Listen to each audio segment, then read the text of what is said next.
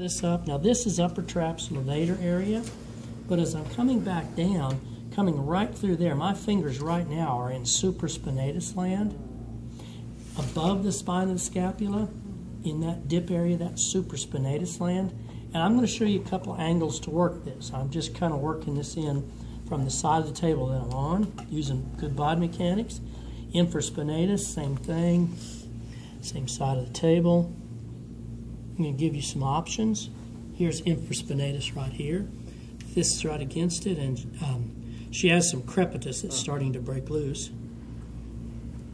So infraspinatus this way. There we go, right in there.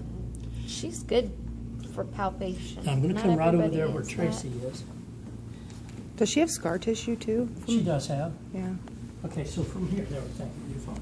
Right here now, I'm going to go ahead, and this is where I can get in using the heel of my hand, and I'm actually kneading that whole muscle up, upper trapezius right over the top of it, but this part, that thenar eminence, fits right in that ditch area, so it's adding some compressive force into it too, compressive effleurage. And then from this area, if I want to, here we go. This is a lot easier in this way because I can put my thumbs right in there and just fall forward. Wow. Just fall right forward. That feels really good. And Are you drooling? I'm not, when I'm working supraspinatus, I'm not contracting anything. My thumbs are in here. I've got them jammed together so they don't buckle a bit, and I'm just falling forward. It's the easiest thing in the world. I'm not utilizing my shoulders, my neck, or anything. And in this position, I'm using my entire body. See how I'm lunging against it? And I'm not contracting anything in my arms or my own shoulders. Now, I can do the same thing here to the infraspinatus, just under that spine of the scapula where we were before with the deltoids coming right out towards the greater tubercle. Each time I'm doing this, there's a little more scar tissue breaking loose. Yeah.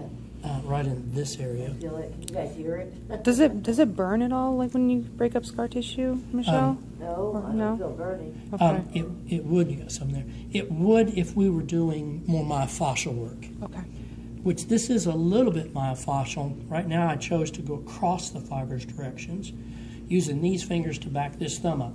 If I use this thumb just like this, it's as if Pat was grabbing my thumb and pulling it.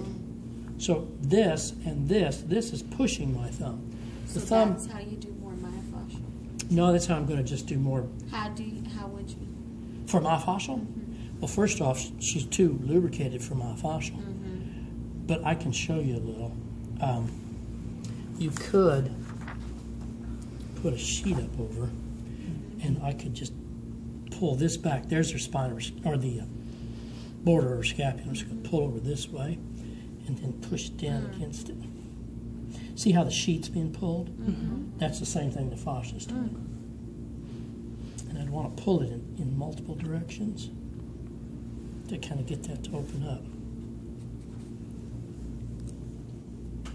That feels like compression. It is compression, and I didn't hold it. I didn't hold it long enough to get that to open. So again, there was Terry's infraspinatus.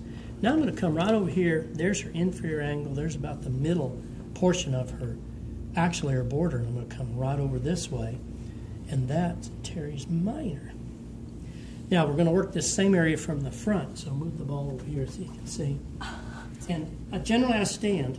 I don't stand directly in front. I always stand at an angle when I'm working this area, because if I stand directly in front, I've got to use muscles of my shoulder to move this way. I like to just fall. So I'm going to get right in here into supraspinatus land again. Oh, yeah. See how, and then Oh, my goodness, that's the best. if there were any trigger points in there, they're gone right now. Sometimes I'll do this. If I was working on Pat, I'd probably put a thumb with a thumb over just to get through the muscularity in there. Oh, well, he couldn't take it. And then the other thing, there's her spine of her scapula. So I'm going to push right against the spine of her scapula. There we go. Still on really good. On the attachment of supraspinatus, on the spinal scapula, superior portion of it, and right there. Yeah. Wow. See that breath wave? Two things. One, muscle tight attaching right there. Two, this is actually a meridian point, and people who have shoulder discomfort, that's one of them that helps to make that go away. Oh, yeah. But if your client was tensing up, for example, Pat, I'd slap him in the head. No. Wait, just having them breathe and then do it when they breathe out. That Yeah, that would probably be the best bet. Then I'm going to come over here onto the actual greater tubercle, and I'm just frictioning against those tendons. You can do this one from the front of the table also. That one feels good. Now, I chose to do a little bit of stripping on these tendons this way, and they're loosening up in that area. I'm going to go back down, friction across. Yep, they've loosened up a bit. Cool. Yeah. Now, I said I was going to go ahead and work Terry's minor, and I did a little bit. From here, I'm just going to go ahead and work it this way. Kind of easy to work right along the border of the scapula. If I started from down here and followed up this way, it's pretty much Terry's major. But breast tissue on her gets in my way for that one, so side posture would be better for me to work that. But then when you do scapular retraction and you go deeper under there, is that subscap? Not from under here, yes. And then we can, here I go again, and I do this a lot. I just put my hand under here and get them kind of relaxed and then pop right under. This isn't part of today's stuff, but yet you're in this area, you might as well go ahead.